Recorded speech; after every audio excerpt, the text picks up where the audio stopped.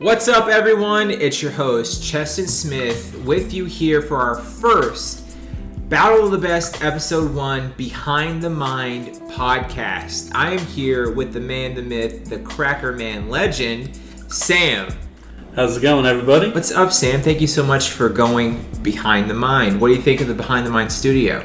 Oh, it's definitely getting in the mood to get behind. It's lit up for sure, and I'm so excited to go behind the mind and delve deeper into the creating of this episode and season.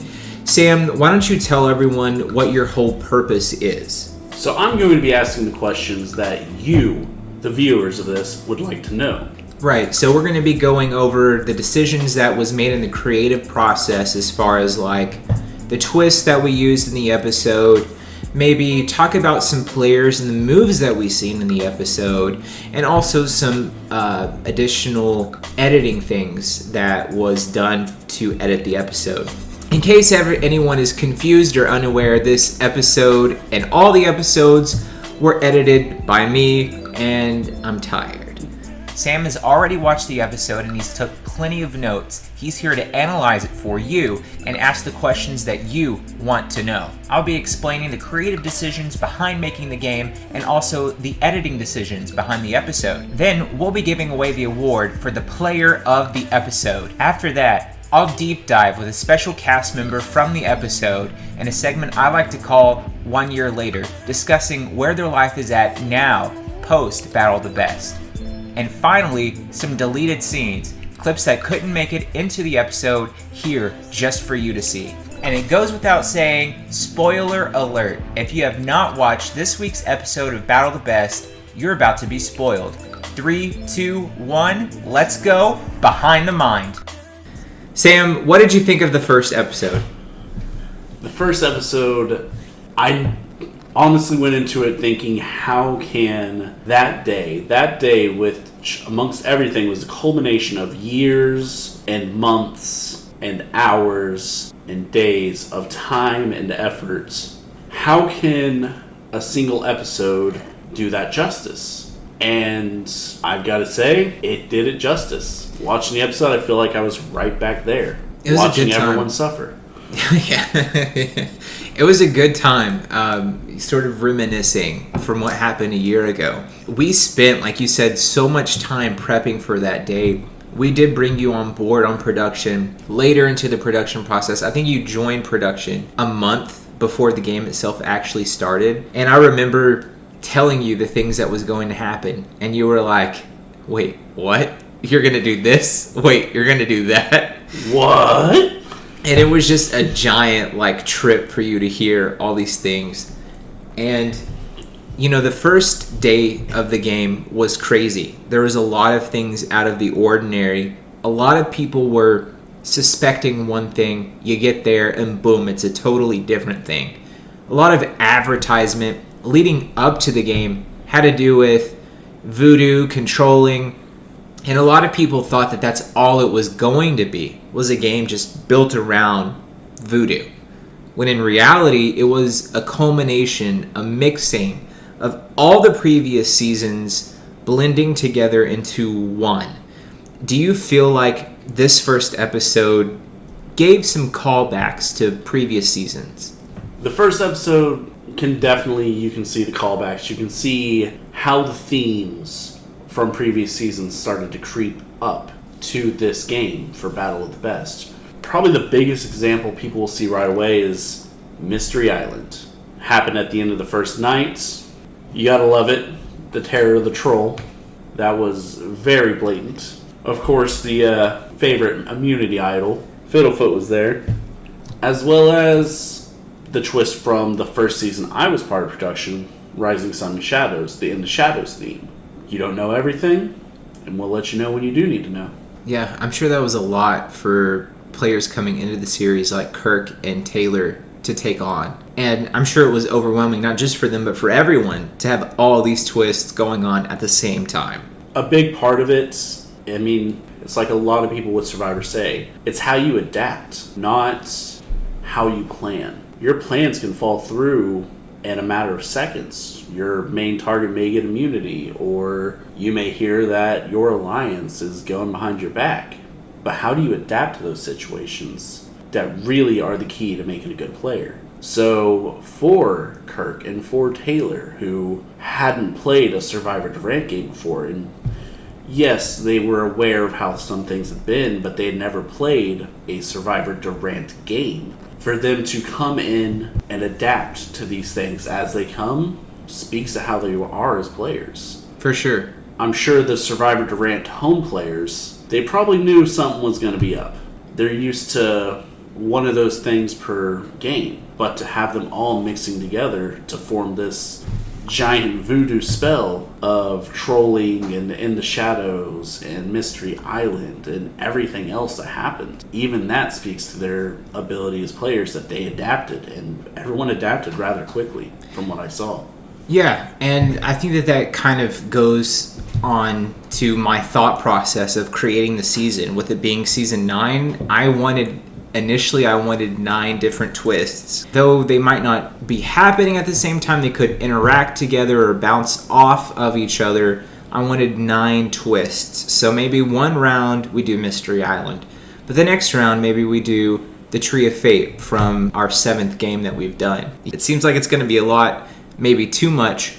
And I had a lot of help on making sure things weren't going to be too much, that things did get, pushed back. But that takes us into going behind the mind. Sam, what are some things that you need to know, some things that are on your mind about the episode? The first thing I would like to know, the standard for a Survivor game is you're going to have 2 tribes going head to head, 2 tribes, 2 camps. But Battle of the West was different. We still had the 2 camps, but we had 4 tribes. Why did you decide to switch up the status quo? What was the thought process behind that? Glad that you asked. So, in typical season Survivor, you're right. There are usually 2 tribes, sometimes even 3. I thought it was extremely appropriate to do 4 because going into this game, we have 4 returning winners. The winners of season 4, 5, 6, and 6 Part 2, which are Mason, Nate, Tyler, who actually didn't end up playing, and Peyton. Those are 4 friends. Whether they're going to or not, I plan on them working together. And I mean, it's one thing, there's always a winner's alliance, right? You have that bond, some sort of camaraderie to instantly have people work together in a winner's alliance. And now you have friends on top of that are winners. It's like, okay, there's probably no way that these guys don't work together.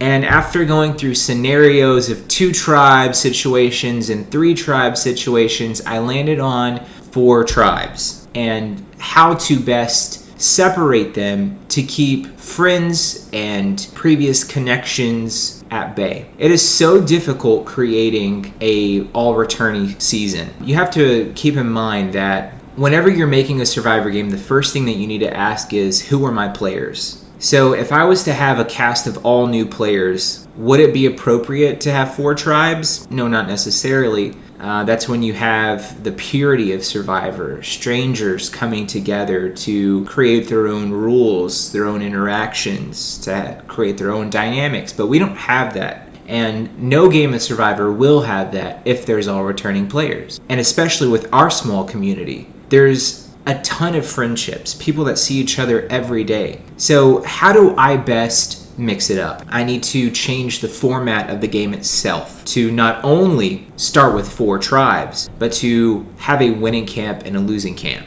Starting the game off with 4 tribes and not knowing which tribe is going to be at which camp, whether the winning camp or the losing camp, will keep all players on their toes and change the dynamic constantly, which is required for a game of all returning players. With it having been an all returning cast with 2 LRG pros, I'm sure that designing the different challenges, it was a very diverse group of people. That first challenge we saw, that was a lot. Can you run me through your thought process and the decisions made to design that monstrosity of a challenge? The first thought that I had before I even started picking out like what sort of games to have for the whole season. I had Cole in mind, with only having one leg, and I really wanted to make sure that all challenges were fair. And also another thing to keep in mind was we've had more than one season of Survivor Durant where players were medically evacuated due to injury from a challenge.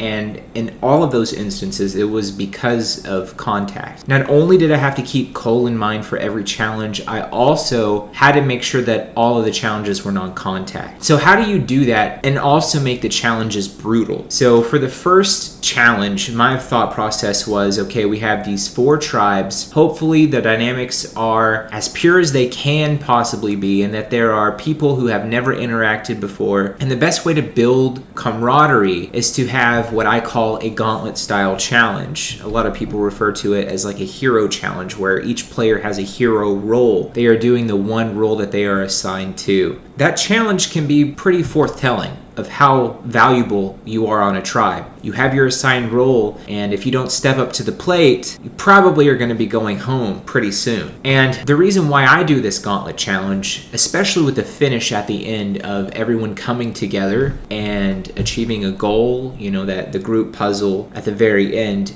it really builds teamwork. I wanted the first challenge to be brutal and to set the pace of the season, to let everyone know that this season's going to be different from anything else that we've done before, that it's going to be the most difficult game that we've ever done. To prove it to you, we're going to start out by having this extremely tough challenge. And it was also our longest challenge that we've ever had. That first part of filling up the beaker by going up and down the cliff into the lake, that could have been a challenge in and of itself. Maybe you pass the sponge to the next player and then they take a dip. But having these extra layers where now there's a balancing layer, a puzzle layer, a throwing layer, it's going to give everyone a chance to show off what they can do, maybe where they shine. With that first challenge, you can definitely see not only each individual, but each tribe seemed to shine in various different places. Some went a little awry with, for example, the puzzle. It was in itself a troll question with the puzzle, but that's the key to it. It's a puzzle. What was the question? Which piece does not fit? Which puzzle piece would belong to a different puzzle? So a little fun fact about that whole brain teaser. We have a history, a tradition here in Survivor Durant, and it's called the advantage in the city. It's something that I've done ever since season 1, and I haven't done this every season. And players could go out and find clues that were hidden within the city of Durant and piece them together, and if they did, they would get some sort of advantage to start the game with. Only 2 players were able to successfully solve the clues leading up to this game, and that was Mason and Peyton, and only they had the knowledge, not power, going into this season about this puzzle. The only sort of knowledge that they were giving for working their butt off and finding the advantage in the city was the fact that the answer to this riddle that is in the first challenge can be solved by looking at the symbols or the mascots of the previous 4 seasons. Starting with Terror of the troll symbol. Season 5 was Mystery Island, so the question mark. Season 6 had the gold coin, and 6 part 2 had the Tree of Fate. We told them that the answer to this puzzle can be solved by using synonyms for each of the symbols of the previous games. So the first symbol, a troll, is a gnome. The symbol for a question mark or a question would be a puzzle, especially related to what they're doing, a puzzle. The third, a coin, could also be called a piece. And the last, tree, wood. So gnome, puzzle piece, wood. Again, the question, which puzzle piece would belong to a different puzzle?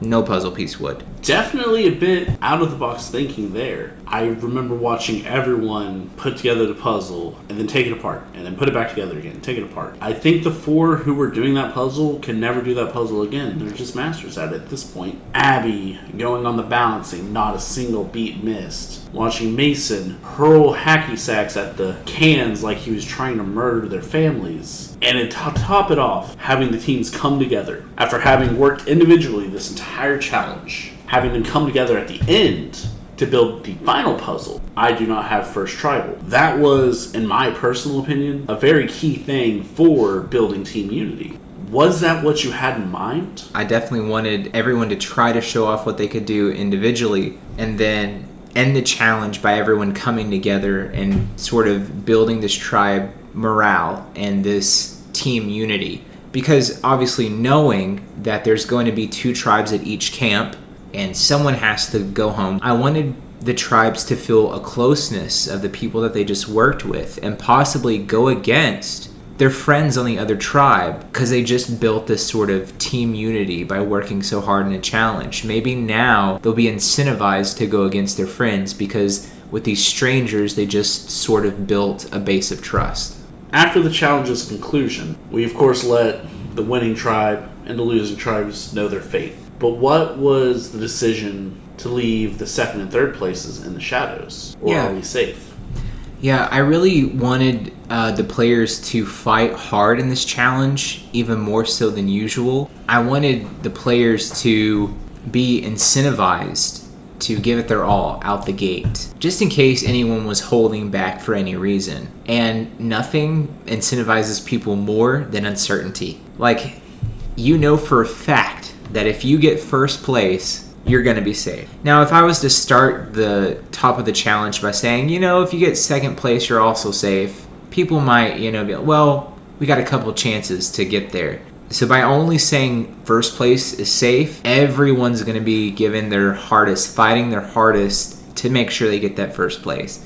It also amplifies the tension a little bit more. I also enjoy just giving the players anxiety. How can you not resist using the In the Shadows theme again? It was difficult to pick a spot as to when to tell the second place tribe that they also have immunity. Ultimately, coming to the conclusion of immediately telling them afterward was the best thing that I could think of. Because again, the sole purpose for keeping second place in the shadows was have them fight for first. As for third place, keeping them in the shadows of them also going to tribal council and dragging them along until the point where they get to camp. And it's surprise, you're at the losing camp. That was just deliciousness for me to see the look on their face. Also, I really wanted to hide the fact that there was going to be 2 losing tribes, because while everyone is at the challenge and they're waiting to do their segment of the challenge, they're sort of together.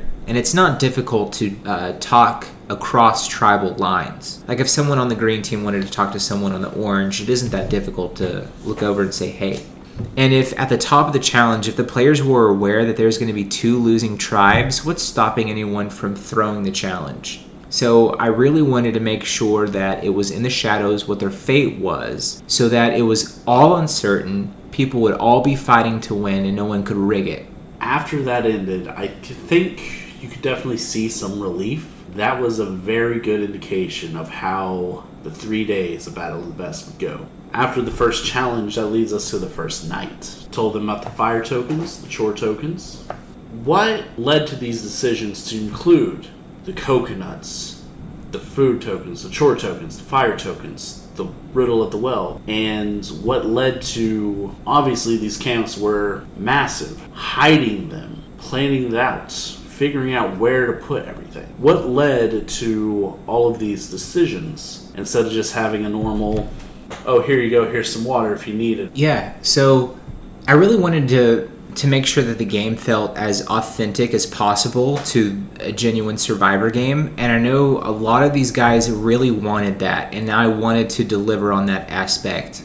In hindsight, having both fire tokens and chore tokens, it might have been a little bit convoluted, but I think that the intention is there, and the intention behind having fire tokens and chore tokens can be seen.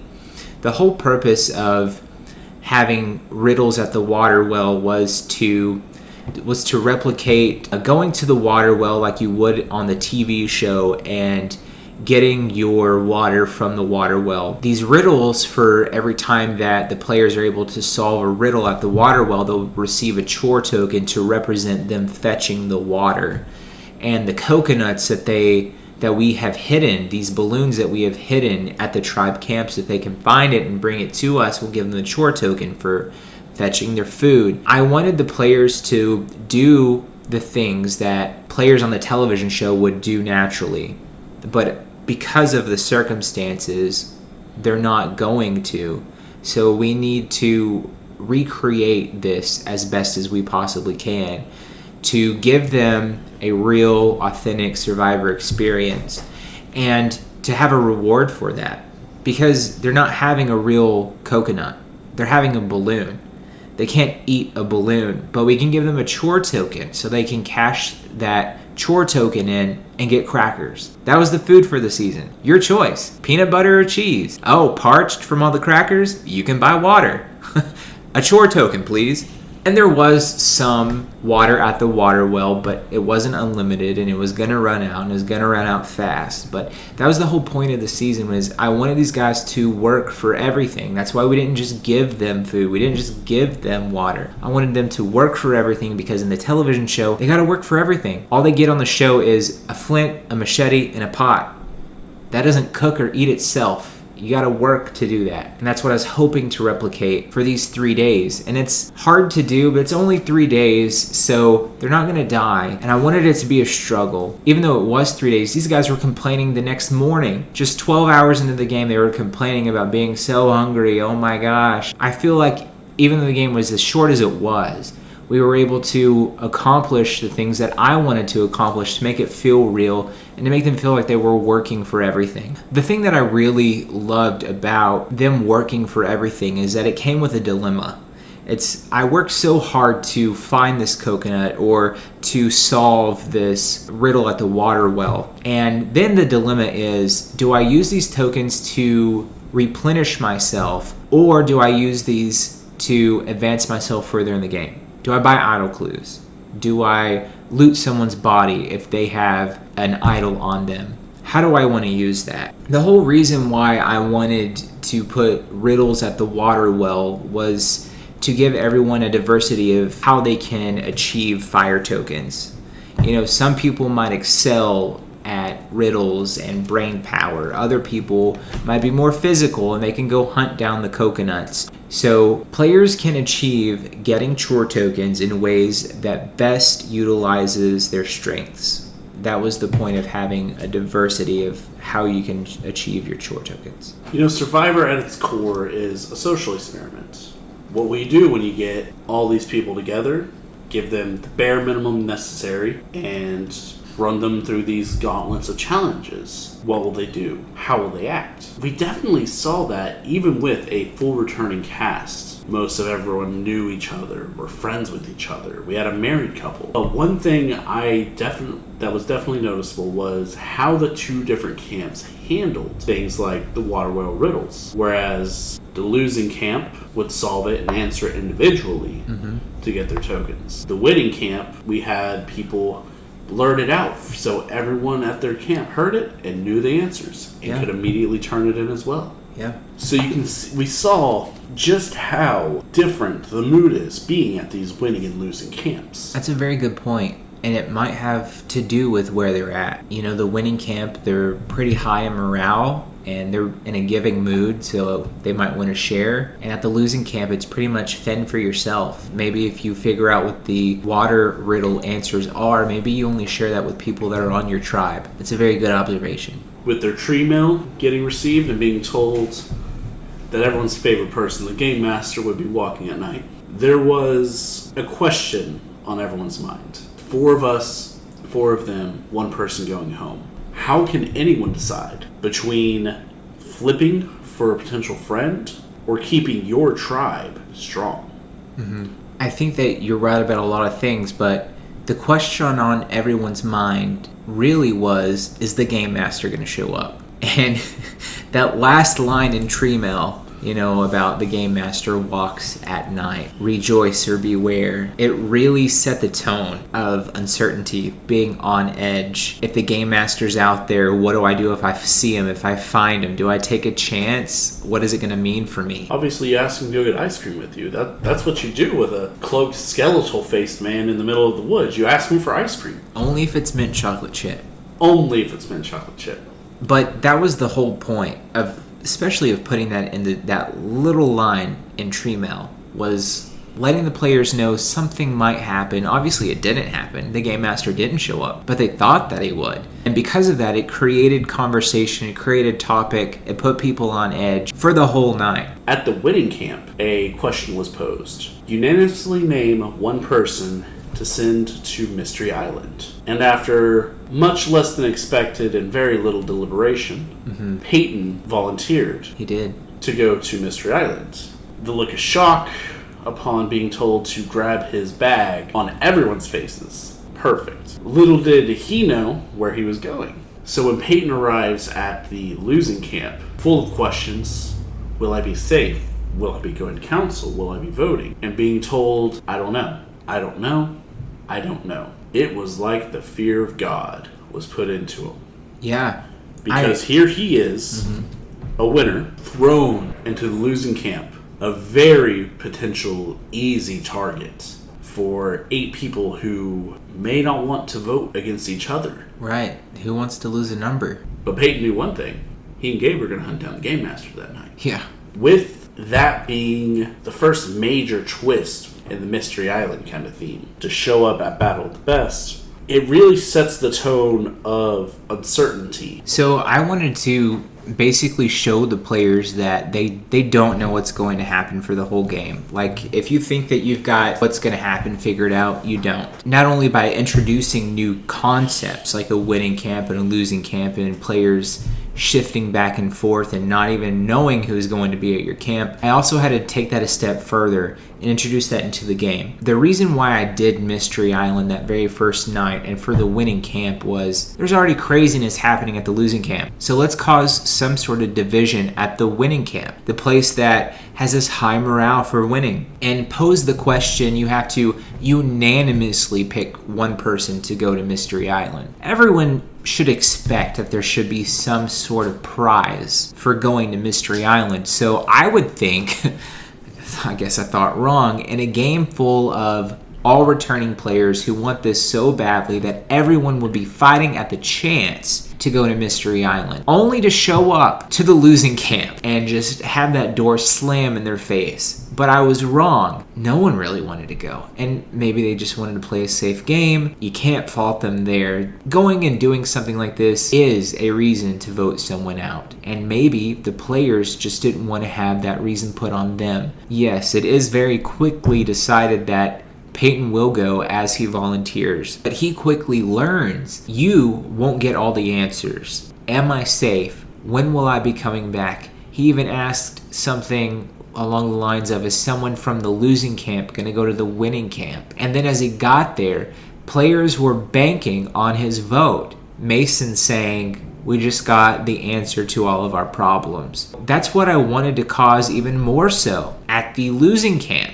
These 2 tribes of 4 having possibly a tie, a 4-4 split, and then Peyton shows up and nobody really knows what to do with him. Can I count on him as a vote? Do we just vote him out? Is he going to be there? Can he vote if he's at tribal council? Is he going to leave before tribal council? Nobody knows what's going on. It's an additional layer that everyone has to consider. It's complicated. And that's what I wanted. Ronnie said it best at Tribal Council when he said, this is the most difficult vote that I've ever been in, and the first vote is supposed to be the easiest. Purposely, everything was designed this way to showcase and set the tone of what this season is going to be, the most difficult. And just when you think you have things figured out, you don't. We spent a lot of time thinking about what the players are going to be thinking about, considering how we can go against tradition, go against the grain of a typical Survivor game, and staying true to our previous twists of In the Shadows and using the troll twist of Season 4. Those 2 things in particular really gave us the permission to go outside of the box, lie to the contestants, and not tell them anything like you would see in a typical Survivor game, to force them to adapt or die, grab anyone and everyone in order to survive to the next round. And that's what we needed to happen, especially in this game more than any other, was to make sure people were willing to work with anyone, whether they knew them or not, friend or foe, best friend or not outside of the game. And I think that we achieved that. You call it lying, but I would call it withholding the truth for malicious reasons in order to cause good entertainment. Fair enough. And then you get the news that you're not the only tribe at your camp. In fact, there's a whole other tribe that is going to counsel with you. Which was Cameron's saving grace. In this instance of having two tribes come together for the first tribal council, making it super complicated, it might have been harder on everyone else, but for Cameron, it was a saving grace. So, going back to bringing Peyton over to Mystery Island, which was the losing camp, you asked him a question. Do you know how to read a room?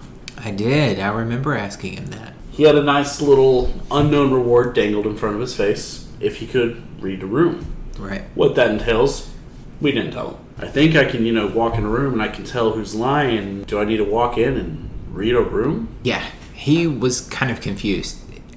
He took it literally at one point, thinking that he was going to have to actually go into a room and read it. We wouldn't do that to you, Peyton. I would. Well, you're sadistic. The whole point of this is I didn't want to make sure that whoever went to Mystery Island was just handed an advantage. I wanted them to earn it. And this would be in a way that we've never done before. And I could have, at the top of Mystery Island, told Peyton, hey, when you go to this camp, figure out who's going to go home. Could have done that. But again, with the season that we have, all returning players, and a lot of them being close friends, then he could have just turned to some friends, said there's a reward on the line, an advantage on the line. If you guys vote out so-and-so, we'll have this big reward on our side. And people, whether they're on different tribes or not, could come together to make that happen. Knowing that that's a potential that could happen, I had to keep that part secret. If this was like a more pure game of Survivor and they were strangers, I think I would absolutely, at the top of Mystery Island, tell them, hey, you're going to the losing camp, and when you're there, figure out who's going home. That way, as soon as they get there, it will help them solve who they believe is going home, instead of having to make an in-the-moment decision like Peyton later on had to do. Survivor is, as much as it's about the challenges, it's also about your social game and the connections you can build. And Peyton got a very big head start over everyone else at the winning camp because he got to start building relationships with the two tribes at the losing camp early. That's true to some extent. I mean, we did see him and Gabe get to make a relationship, and that was a true Survivor relationship. They didn't really have a friendship outside of the game, so that was really cool to see. He did talk with Mason and Ronnie a little bit and touch base with them, but at the same time, Sam, you have to remember that the rest of his tribe is at the winning camp, and they are building bonds and chilling and having a good time, and he isn't there for that. And one thing that Peyton was worried about, he mentioned Kirk is such a good player, he's really good at Survivor. Something that crossed his mind, good on him for considering, is what if Kirk is pitching my name? I mean, yeah, he blamed it on Kirk, but it could have been anyone. Pitching my name, I'm already gone. I'm out of the room. Why not throw my name out there? And if Kirk and Ryan and Briar become super tight and he's on the outs, he's an easy vote if they lose. And it would have all stimulated from him volunteering to go to Mystery Island. So yeah, he took a risk, and I really admire Peyton for taking the risk. I think that highlights one of the strong points of Peyton's game. But I don't know if he thought about all the repercussions for taking the risk. However, that did lead to some confusion with the tree mail at the winning camp. A friend in the woods. What did that mean? Because they thought it meant Peyton. They thought we took Peyton, we dropped him off in the middle of the woods, and they had to go find him. So I guess to answer that part of the tree mail was actually in reference to an idle clue that nobody picked up on. I guess I just wrote it too vaguely. On the tree mail and on the foreground of the advantage menu, both had pictures of a well or a water well. By saying that there was an ally in the woods, a friend in the woods, it was saying that, the idol is in the woods, is concealed by wood, and it's next to the water well. Peyton and Gabe, we're going to sleep away over here, guard the water well. My question to that is, how would you, if you had been another player in this game, how would you view that? Something similar happened to me the only time that I've gotten to play Survivor, where our merged tribe separated for the night and we're in two different sleeping groups. And definitely you can tell who's working with who based on the sleeping group that they're in. All I can say is that Gabe is super fortunate that they didn't consider voting him out at that first tribal council. And for Gabe to be sleeping away from everyone, who knows what they're going to be saying back at the tarp. So I don't know if that was the smartest thing on Gabe's behalf. This led to breakfast. And with breakfast came a pleasant surprise. We have a feast. We have eggs, bacon, toast, buttered toast at that. There was no bacon. It was eggs, toast, oranges with orange juice. Right. We had eggs, bacon. There was still no bacon. It was eggs, toast, and oranges with orange juice. We had eggs, toast, oranges, and orange juice. We did. And how much you got? Well, you had to rely on your fellow camp for that. Right, in secret. People would come up one at a time and I would pose the question, how much chore tokens do you want to contribute towards breakfast? Some people threw in 0, said I'm not wasting my tokens toward this. Some people threw in 3. What was the decision behind setting breakfast up like that? Was that another symbol? Symbols have obviously been a very important part of the season, even within the first 12 hours. So for the breakfast dilemma, I wanted players to have the choice of either benefiting themselves by not contributing little to no tokens or benefiting their whole tribe, right? So it's, am I playing for myself right now or am I playing for everybody? If I give a whole bunch of tokens and everyone gets a big breakfast amount, maybe our tribes will be stronger. Whoever gets the biggest breakfast portion is probably going to be celebrating. So it's an opportunity to bring your tribe closer together. But I also just wanted to make sure that these guys ate something and they didn't die. I know some players were hypoglycemic and others diabetic and some required food. I had to make sure that they lived, and I gave them my promise that I'd make sure that they would live. But I have to make it fair and presenting a dilemma with that. So keeping things fair in this game was not only a very big deal, but also one of the biggest challenges for you.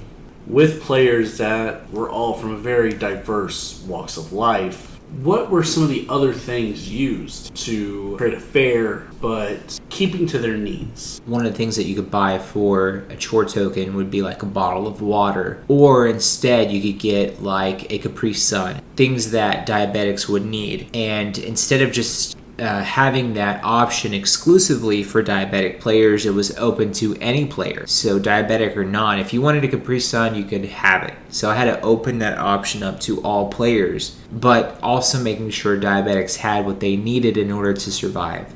All the way leading up, it seems, to that first tribal council, it seemed like there was no unanimous decisions. It seemed like nobody was going to have that 5-3 that would be necessary to prevent rocks. How was the expectations for this to play out? Man, I so desperately wanted them to go to rocks, and that was the intention of designing the first round this way, to have two tribes of even numbers where someone has to flip to avoid going to rocks. And even then, it's like, if you make the flip, your tribe is down a number, so you're going to suffer going forward. So why would I flip? I might as well just go to rocks. But who's going to go to rocks, especially on the first round?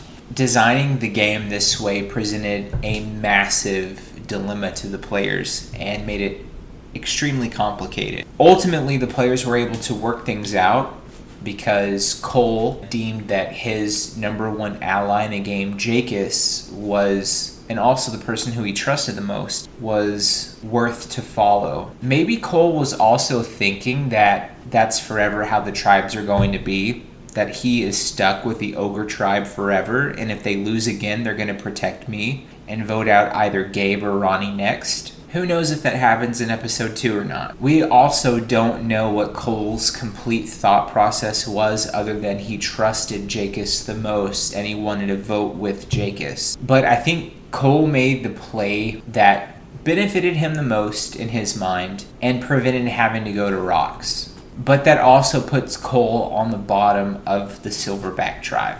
And if they lose again, maybe Ronnie and Gabe aren't so gung-ho to stick up for Cole. So, moving on to the final count, the first tribal council, there was quite a few questions being asked around. From you, from each other. I tend to ask questions at tribal council, yes. Now I just completely blank. The questions you asked, whenever you're asking these questions, were they spur of the moment? Were they responses to other things said and answered? Did you premeditate who you were going to single out? In what order? I think a good Survivor host has to think on their feet. Some things might be premeditated. It's important as a host that you venture down the roads that your players have taken during their Survivor game.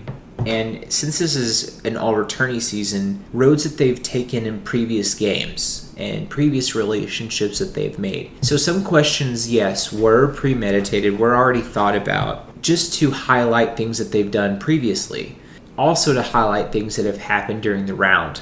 Obviously, I had to ask Cameron a question concerning that brutal first challenge that he bombed and see what his response was to that. And he gave a wonderful answer to overcome his disaster of a challenge. He gave a wonderful answer to sort of counter that. Other things are spur of the moment because a good host will bounce off what their players are saying to their original question to keep the conversation flowing. And this leads to, in my opinion, going to be one of the biggest questions anyone viewing is going to ask. What is a shifting vote topic, and why did you decide to implement this? How did I know that you was going to ask that? I'm sure a lot of people are wondering and asking, what is a shifting vote topic and what is the point of this? I am a creative by heart and I love trying and doing new things in a game of Survivor. And there are no boundaries in a game of Survivor. They try new things all the time. And one thing that I wanted to implement in this game was a shifting vote topic. What happens if at every tribal council there are 2 votes and the second thing that the players vote on shifts every tribal council? And the purpose of this is to make sure that if there is a dominating alliance, specifically a dominating alliance consisting of best friends, that this second vote can disturb the game in some sort of fashion. That was the point and purpose of a shifting vote topic. There is no planning. There is no strategy going on with it. You go up to the voting urn, you read the shifting vote topic of the round, and it's going to impact the game in some way. The first topic for us with our shifting vote was, who do you want to leave tribal council? And with that, one question I had that wasn't made very clear to me in the episode was that person selected, did their vote count in the tribal council? Was the vote cast by that individual removed? No. So the player, Ronnie, who got the most votes in the shifting vote topic, had to leave tribal council. He did vote out Cameron, and his vote did count. So he was at tribal, he did get to vote, and then he got to leave. It was sort of an advantage that he got to leave. However, in this crucial vote where there could potentially be a tie, he wouldn't be there to break the tie. So if it would have been 4-4, then all of a sudden Silverback's down. Now it's 3-4, and they're going to lose in the tie. That made for a great first shifting vote topic, breaking a crucial vote. So they wouldn't have gone to rocks in reality. That was still probably a possibility on a lot of people's minds. Sure. It's rock. Yeah, for sure. And that's how I like to play it, is keep panic on the players' minds, make them feel super anxious, and it turns out it's super fair. Moved along to one person went home. Yeah. And Abby was retired. Had a real intricate little piece of equipment there for that. What led you to decide to make some fancy fire snuffing stick? Oh, you noticed the torch snuffer. It's battle of the best. You got to go all out, right? You have to have your fancy torch snuffer, something we haven't had in any of our previous seasons. So I had that custom made, and then it broke immediately after. That's all the questions I have for the first episode of Battle of the Best. I am definitely looking forward to seeing more. I will be back with Behind the Minds. Yeah, thank you so much for joining me, Sam, and taking the time to watch the first episode and deeply analyze it. I hope that the listeners of this podcast will be able to take away things and understand the creative process of the first episode and maybe have some of their questions answered. But now, it's time to award our player of the episode. Who would you say the player of the episode was? I would have to say the player of the episode for that first episode. Right. Not the second, the first. The player of the episode for the first episode, I would have to put my money on Mason. Really?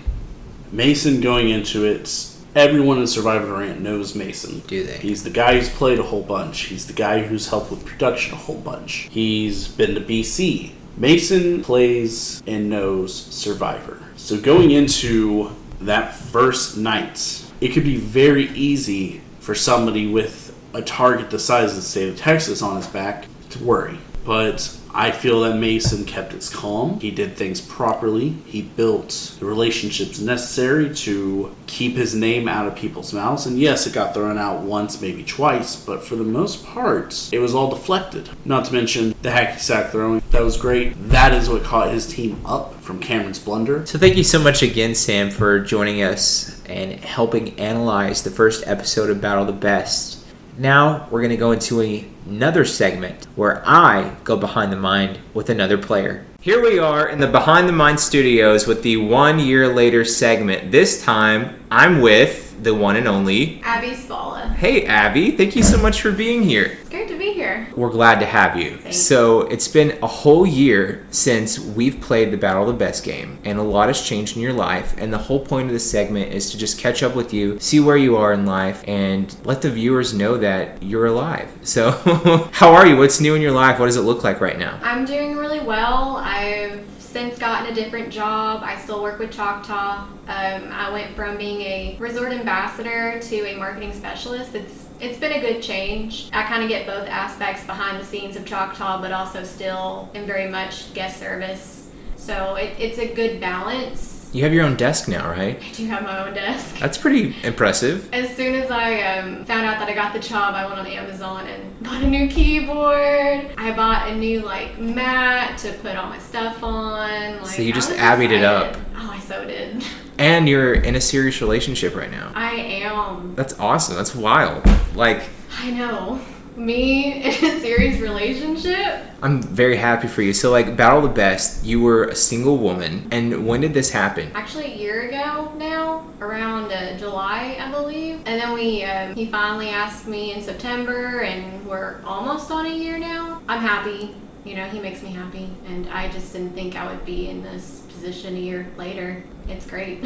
And did you have your own house when Battle of the Best happened? I had just gotten the house, or I was right about to get the house. I believe I had the house. If you did have the house, it was really new. I did have the house, yeah, because I had to have one of my coworkers at the time take care of my dogs at the house. Yep. Still, you're growing up, you're adulting. Unfortunately, we all have to do it. I think that raises the question, does this mean that Abby's done with LRG games? Is it just adult Abby now? What does that look like for you?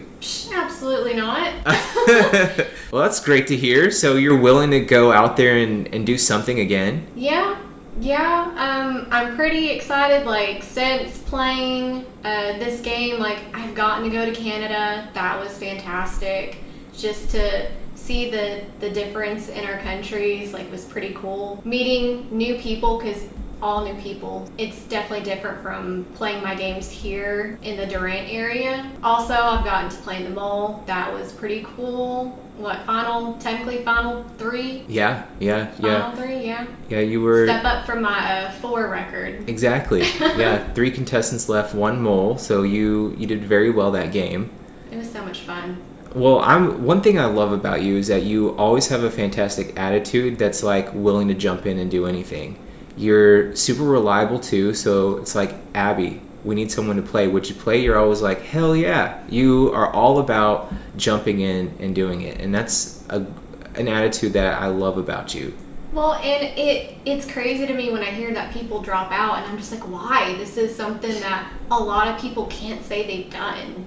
And it's like, I'm being asked to play in Survivor. I'm asked to being played in the bowl. I can say that I've done all these different LRGs, and you know, I feel like that's an accomplishment in itself. Not everybody gets to play all those different LRGs. So to be asked to be a part of that, I don't know how I could say no. I like being reliable to these people, that they don't have to worry about me not showing up, because I'll be there. I'll be there early.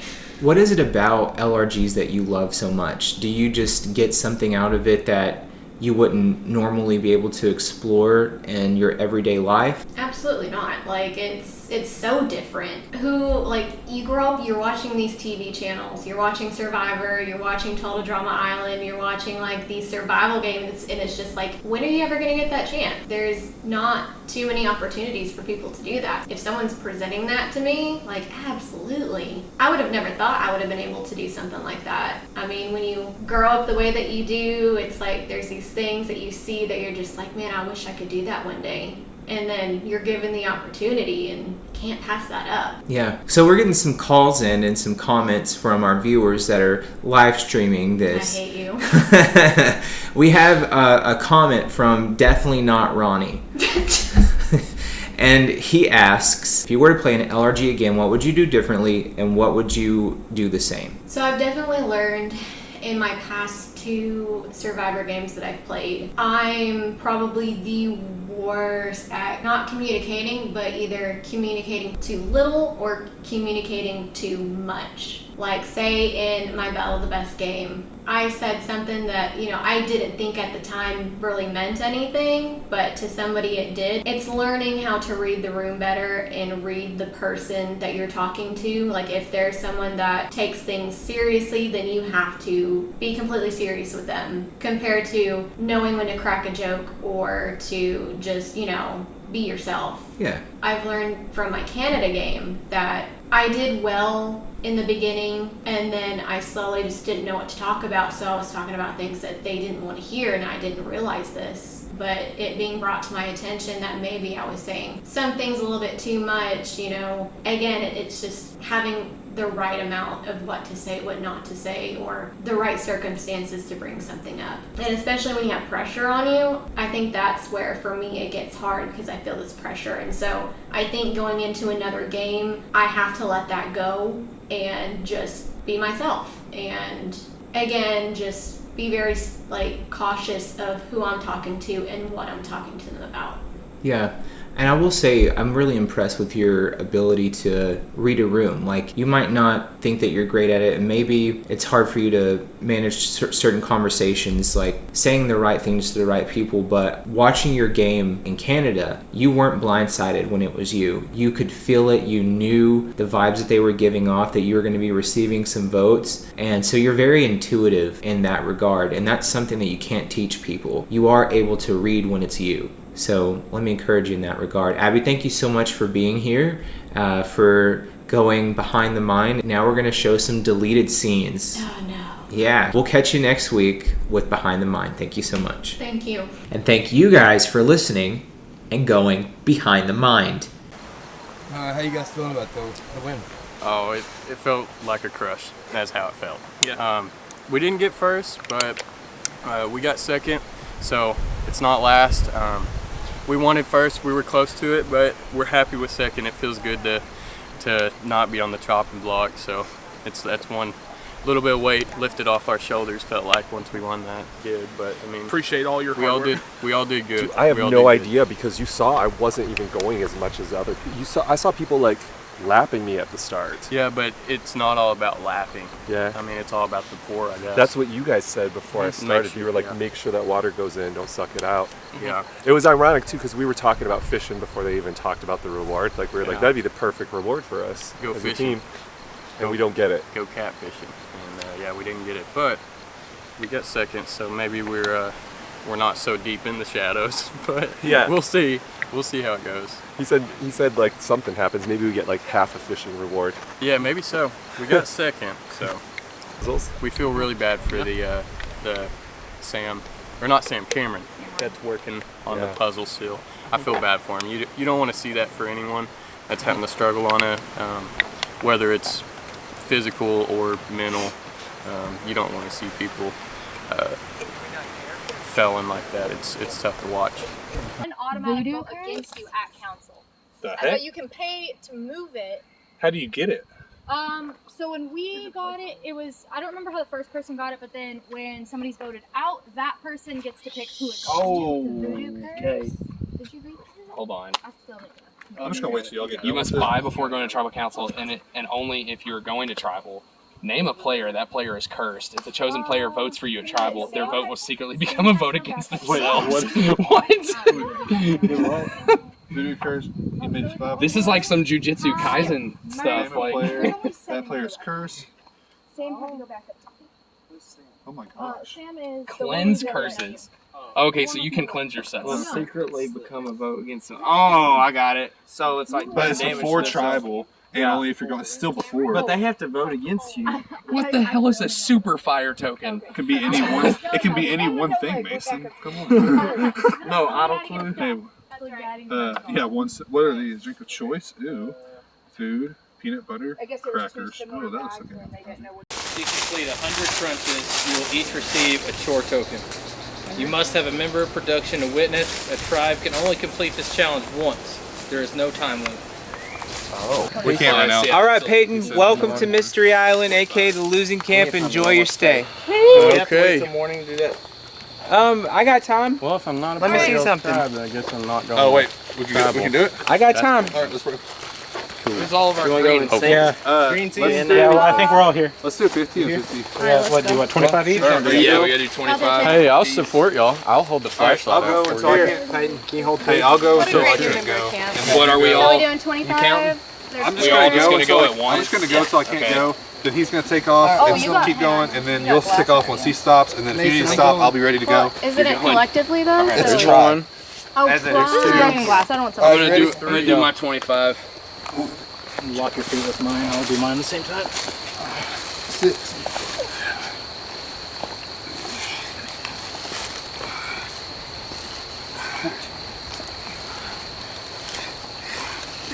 All I see is some apple lettuce. I hope you're not looking at me then. Yeah, sure.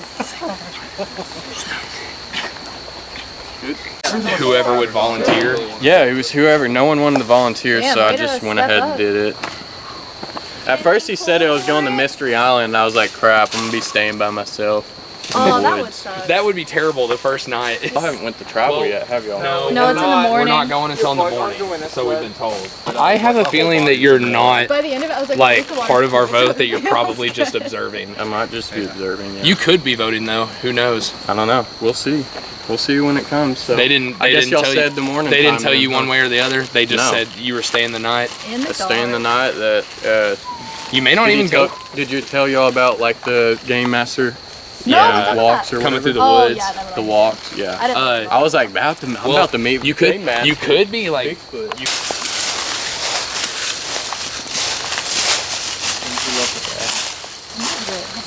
I don't trust her, and I'd vote her out over anybody else at this point. What kind of work you there? You can get our team on board. Where'd you get the slick buddy? Slick's the shoe in. Okay. I think he doesn't communicate a whole lot, but. why don't we have Abby put a voodoo curse on camera? Does she have enough tokens to do it? How much is it? I think it's quite a bit. I think it's like 5. Yeah. I haven't even found a fire token. I legit like don't have one. Yeah, they're hard to find. They just. But Maybe- with it getting lighter, I think it's easier to see them. People could combine them. Yeah, you can combine them. We could go search for more now. Like I said, I don't have any yet, but we need to know that he's gonna like for sure vote for, and then but if we could do that, that'd give us an extra vote against them. yeah, I know from Jacob's point of view, that's what he wants, because I think right now he doesn't feel like he can trust anybody else other than Cole. But for Shelby, I'm not sure. I don't think it's going. He said she's looking for this move. He said it's kind of a move-to-move situation. I have not found a single coconut, and that's really frustrating. Yeah. Oh, dude, I totally forgot that that's like a thing we should even be looking for. Yeah, I haven't seen any either. Someone done gathered all the coconuts. Apparently, when I was over at my other tribe, they had found like 2 already. Really? Yeah. How big are they? I don't know. I haven't seen them. I don't know. I guess when everybody gets up, we'll do some jumping jacks so we can get another chore token. It'd be funny if I just said the password right now. I'm just kidding. What is the password for? I can't say it because then I'll take his thing. What's that for? He found it. It's like an individual thing. We think, but it may be for everyone. I'm gonna wait and see that. Well, it says only one player may use this once, so I'm pretty sure. A player can only earn a chore token. Oh, this way once. Yeah, that's true. So I need clarification. Yeah. Who all knows about this? I know me, you, Shelby. I haven't told anybody.